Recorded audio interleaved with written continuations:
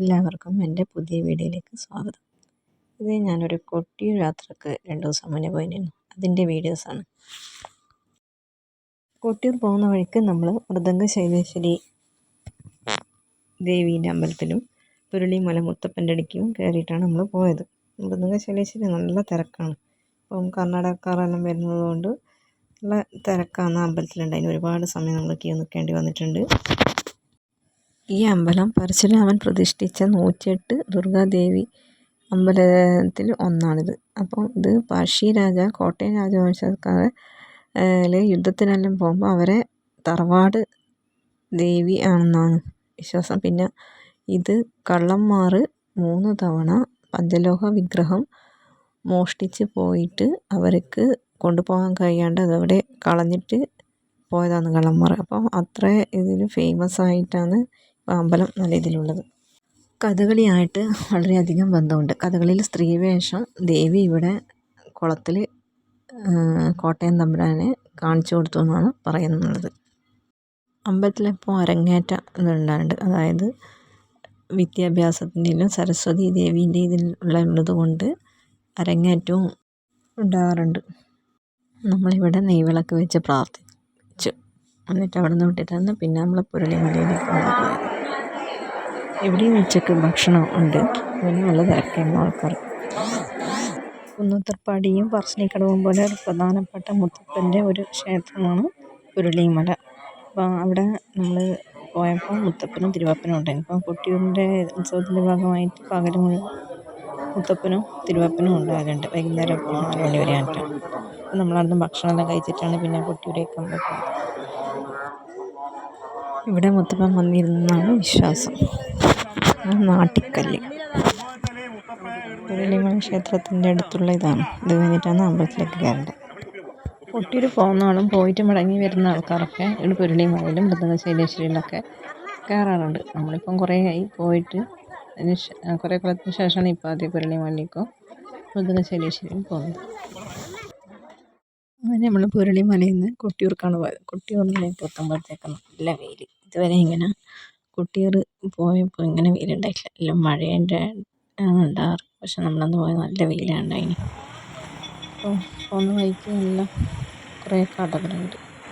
ടോയ്സായിട്ടും പിന്നെ ഓടപ്പൂ വെക്കുന്നതായിട്ടും ഒരുപാട് സാധനത്തിൻ്റെ എല്ലാം കടകളുണ്ട്.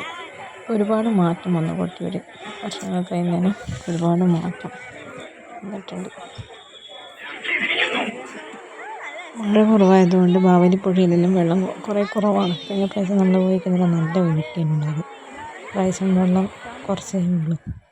അതുകൊണ്ട് എല്ലാവരും അവിടെ നിന്ന് കാല് കഴുകിയിട്ട് നമ്മൾ അക്കരക്കൊട്ടിയിലേക്ക് പോയി.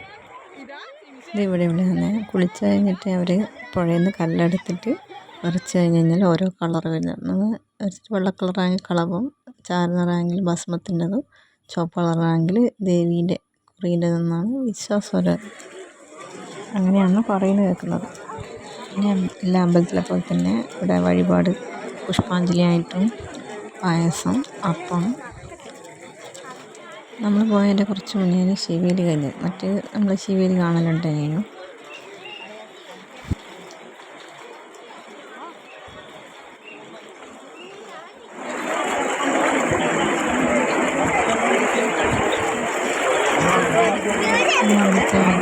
സാനിപ്രദക്ഷിണം ചെയ്യുന്നുണ്ടെങ്കിൽ അധികം കൂട്ടാനുണ്ട്. നമ്മൾ പോകാറില്ല. ഓടപ്പൂ വേറെ എവിടെയും കിട്ടില്ല. ഇവർ വയനാട്ടിൽ നിന്ന് കൊണ്ടുവരുന്ന മുളേൻ്റെ അകത്തുനിന്ന് ഇതാക്കുന്നതാണ് ഈ ഓടപ്പൂ അടിച്ച് ഇതാക്കിയിട്ട്. അപ്പം എല്ലാ കൊല്ലവും ആൾക്കാർ അത് വാങ്ങിച്ചിട്ട് പോകും. അടുത്ത കൊല്ലെത്തുമ്പോൾ പിന്നെ വാങ്ങിച്ചതിന് പുറം മാറ്റി കെട്ടും. ഈ കല്ലെടുത്ത് തട്ടി വെക്കുന്ന ആചാരമൊന്നുമില്ല. പക്ഷെ ഒരാൾ ചെയ്യുന്ന കണ്ടിട്ട് എല്ലാവരും ചെയ്യുന്നു. ഇതാണ് ശിവേലി വെക്കുന്ന 2 ആന. ഇനി ഇവിടുത്തെ ഒരു പ്രത്യേകതയാണ്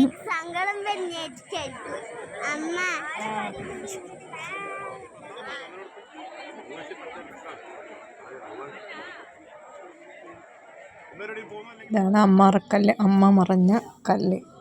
ഇവിടെയാണ് സതീദേവി ആത്മാഹുതി ചെയ്തത്. ദക്ഷയാഗത്തിന് വന്നിട്ട് ഇതെല്ലാം ഇവിടുത്തെ തന്ത്രിമാർ നിൽക്കുന്ന ഒരു ഇതാണ്. ഇതെല്ലാം ആ ഒരു മാസത്തേക്ക് വേണ്ടിയിട്ട് ഓലയിട്ടിട്ട് സെറ്റാക്കുന്നത്. ഇത് തിടപ്പള്ളിയിൽ ഭക്ഷണം പാകം ചെയ്യുന്നതിൻ്റെ ഇതിൽ ചാരം വരൂല പോലും. ആ ചാരം രാജരാജേശ്വരി അമ്പലത്തിൻ്റെ ലാണ് പോയി വീഴുന്നതാണ് ഇത്. ഭസ്മധാരിയായ ശിവൻ ധരിക്കുന്നൊന്നും ഉണ്ട്. അതാണ്. പിന്നെ അക്കരക്കൊട്ടിയിൽ നിന്ന് നമ്മൾ നേരെ പോയത് പിന്നെ ഇക്കരക്കൊട്ടിയൂരേക്കാണ് പോയത്. ഇക്കരക്കൊട്ടിയൂരേക്ക് പൂജയൊന്നും ഇല്ലല്ലോ ഒരു മാസത്തേക്കപ്പുറം ഉള്ളതുകൊണ്ട് ഇപ്പോഴൊന്നും ഉണ്ടാവില്ല. പക്ഷെ അമ്പലം തുറന്നിട്ട് നമ്മൾ കയറി പ്രാർത്ഥിച്ചു.